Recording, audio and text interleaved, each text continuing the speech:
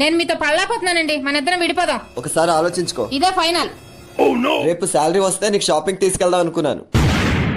నాకు అనిపిస్తుందండి మన ఇద్దరం విడిపోయి ఉండలేమండి. నాకు అనిపిస్తుంది రేపు నాకు శాలరీ రాదేమో అని.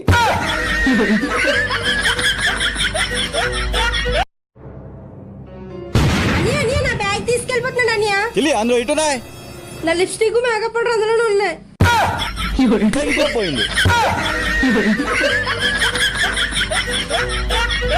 అవును భాగ్య, నీ వెయిట్ ఎంత?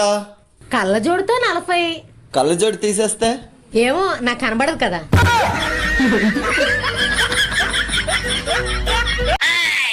భాగ్య ఏ అలాగనా?